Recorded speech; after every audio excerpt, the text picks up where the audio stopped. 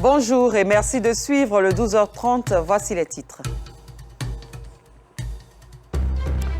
Lucie, âgée de 43 ans, souffre d'un cancer du col de l'utérus. Faute de moyens, elle n'arrive pas à faire face aux dépenses liées à son traitement.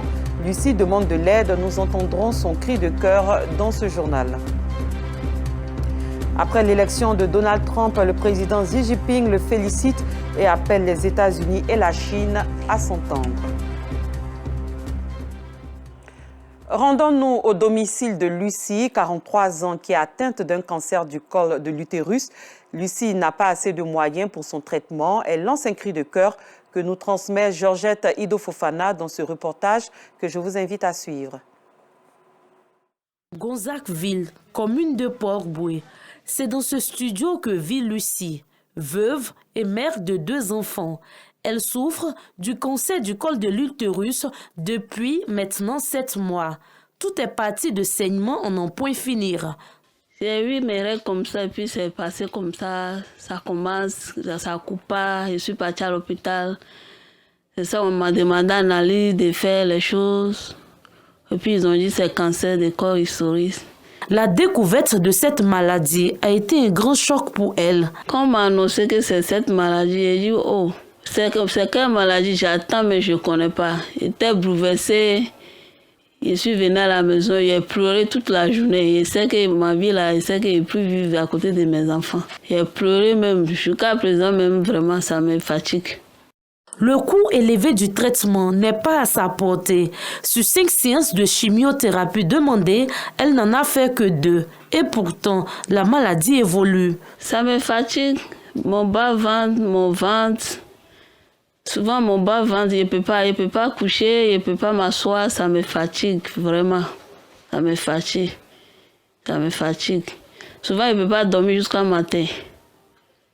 Quand la douleur commence, je suis obligée de prendre les médicaments pour calmer un peu, avant qu'elle respire un peu. L'état de santé de Lucie préoccupe son fils qui demande de l'aide.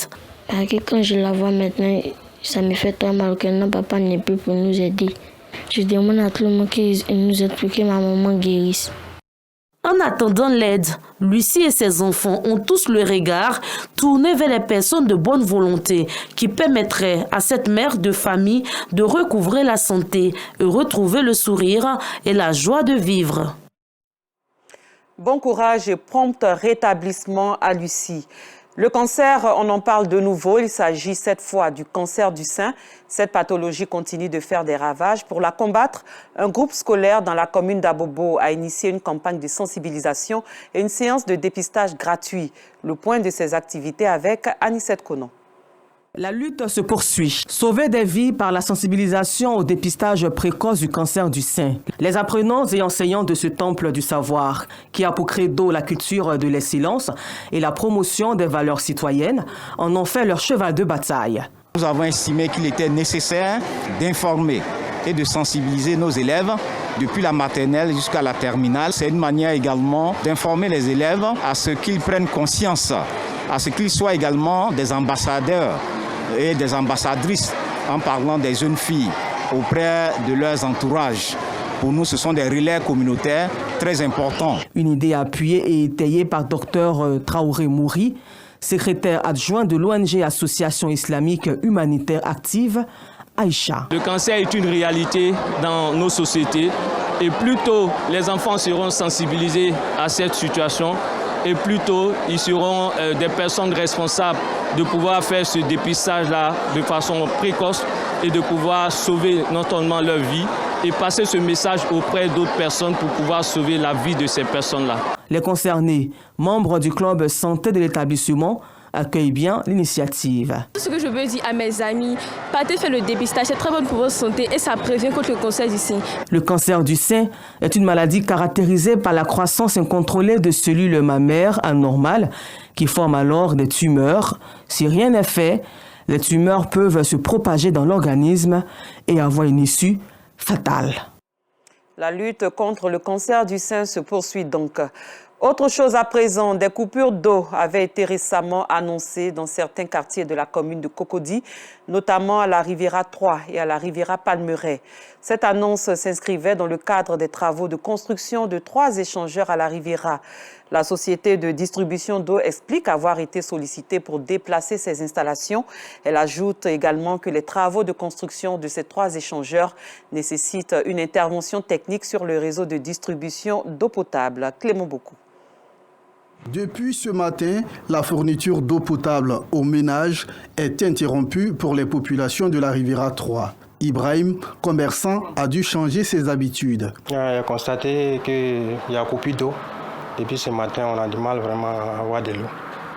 Alors comment vous faites en ce moment? On essaie de payer les bouteilles d'eau là, puisqu'il faut utiliser l'eau pour pouvoir essayer de nettoyer non seulement à l'intérieur du magasin, mais pour pouvoir boire aussi un peu. Cette coupure d'eau survient à la suite de travaux sur le réseau de distribution d'eau potable. Dans le cadre du projet de construction des 3 échangeurs de Cocody, donc AgeRoute et Franzetti ont sollicité l'expertise de la SODECI pour les différents déplacements qui doivent se faire afin de libérer totalement l'emprise du projet. Voilà, donc aujourd'hui, 6 novembre 2014, SODECI est actuellement en train de faire tout ce qui est déplacement de réseau, c'est-à-dire nous sommes dans la phase des piquages, voilà, qui était précédemment annoncé. Et là, nous sommes à un taux de finition d'environ 98%.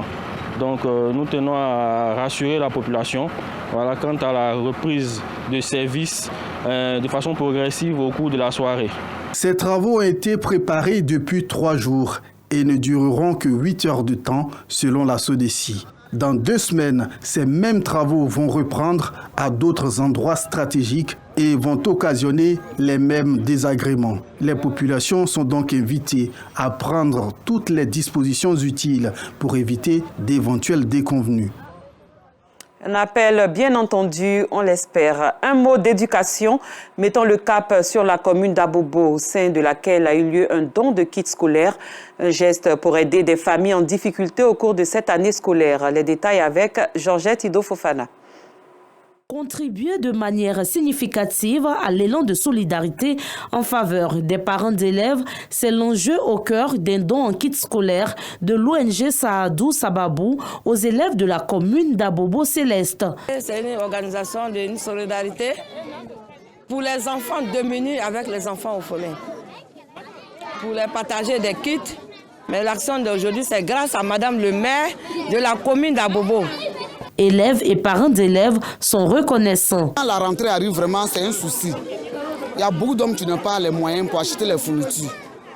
Elle nous a donné les kits. On est très contents. Après avoir reçu ces kits, je promets de bien travailler à l'école. Cette action de solidarité s'inscrit dans le cadre du projet de la Côte d'Ivoire solidaire prôné par le gouvernement ivoirien. Parlons autonomisation. 200 femmes ont été formées à la gestion financière des entreprises. Une initiative de l'Association des groupements des acteurs du secteur informel rural AGIAS. Elle vise à renforcer les capacités de ces femmes en vue du développement de leurs activités rurales. Assitan Diara. Cette matinée marque le début d'une initiative qui va sans doute accroître l'autonomisation des femmes en zone rurale.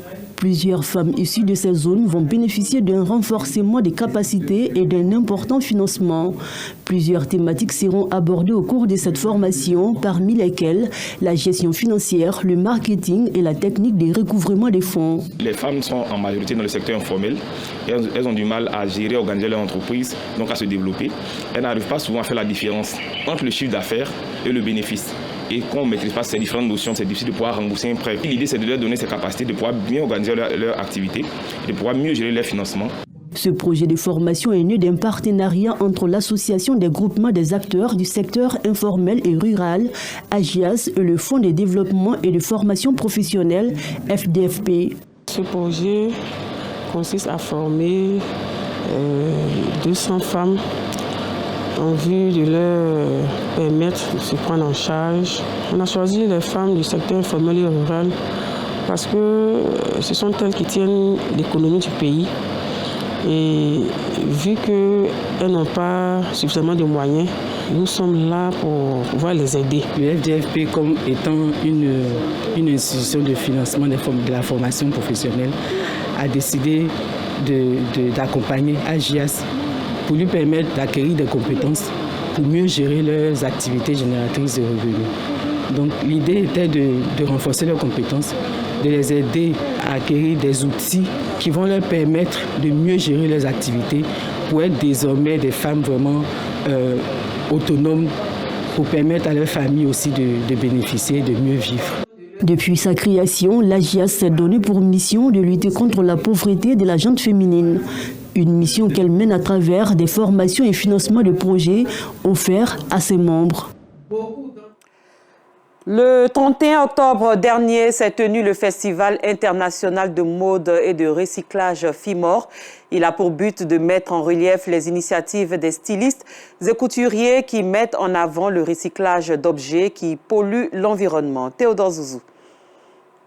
Hôtel de ville de Yamoussoukro, capitale de la Côte d'Ivoire. Dr Kané, enseignante à l'INSTAC, dans une tenue spéciale, tient un stand aux articles atypiques. Des œuvres murales. Par eux, les couturiers, ils ont des balles de chute dans leur atelier. Ils cherchent des personnes venir les chercher. Donc pour réaliser cette œuvre d'Afrique, il m'a fallu des sacs de chute textile que j'ai découpés avec la technique du tissage pour réaliser ça. Cet autre objet de décoration contient un vide, lui donnant un aspect d'inachevé. Pourquoi un vide? Auparavant, la Côte d'Ivoire était le miroir de l'Afrique de l'Ouest. Il continue de l'être. Mais si on ne fait pas attention, il ne sera plus le miroir de l'Afrique de l'Ouest parce que les ordures traînent de partout. Il est temps qu'à travers l'Ivoirien, que toute l'Afrique comprenne que nous devons récupérer les déchets et les transformer. C'est justement cette envie d'assainir son environnement immédiat qui a suscité la mise en place d'un festival de mode et de recyclage dont l'ouverture orchestre cette rencontre. Ce festival contribue aujourd'hui à la protection de l'environnement et permet aussi aux artisans de prendre conscience de ce qu'ils peuvent produire en termes de déchets. Pour dire qu'à travers nos déchets, nous polluons également notre environnement. Et comment prendre conscience pour changer cette mentalité, cette façon de faire. Et aussi, à travers ce festival, mettre en lumière tous ceux qui sont dans le domaine du recyclage. Au menu, la formation au recyclage, concours de la meilleure initiative en la matière, la gastronomie et exposition du savoir-faire des stylistes et couturiers. Une vision qui acquiert l'adhésion des autorités participantes. Nous sommes à un stade où le monde est tellement pollué, il y a trop de tissus, d'objets recyclables qui ne sont pas utilisés. Et donc lui, justement, quand il regroupe les différents acteurs de la mode, ça nous permet donc d'utiliser tous ces petits ingrédients et puis de faire de belles choses avec. Il s'agit d'un changement de mentalité, un changement de paradigme au niveau des populations et nous invitons toute la population de Yamoussoukro à s'inscrire dans cette dynamique à l'effet de rendre notre commune toujours propre. La mode peut aussi apporter une bonne contribution à l'amélioration de notre cadre de vie en donnant une nouvelle vie aux déchets que la mode même produit, mais aux déchets en général produits par d'autres secteurs. On cherche des solutions pour que nos villes soient propres. Et là, si il y a des personnes qui viennent valoriser les déchets, je pense qu'on ne va plus en avoir dans les villes seront plus propres et ça sera bien pour tout le monde. Le Festival international de mode et de recyclage FIMORE veut être un véritable canal d'échange d'expériences et de stimulation des initiatives de recyclage. Le concept met en exergue le génie créateur de mode à partir des objets qui salissent nos villes. À l'étranger, au Gabon, c'est l'ouverture de la campagne électorale pour le référendum constitutionnel prévu le 16 novembre 2024. Les Gabonais seront appelés aux urnes pour voter par un oui ou non sur le projet de la constitution du pays qui prévoit notamment un régime présidentiel avec un mandat de 7 ans renouvelable une seule fois. Et loin du Gabon, le président chinois Xi Jinping a adressé ce jeudi ses félicitations au président élu américain Donald Trump. Il a appelé les deux pays à s'entendre. Xi Jinping prévient aussi qu'il n'y aurait pas de gagnant dans une guerre commerciale. Le message de félicitations du dirigeant chinois fait suite à des messages similaires envoyés par des fonctionnaires de rang inférieur.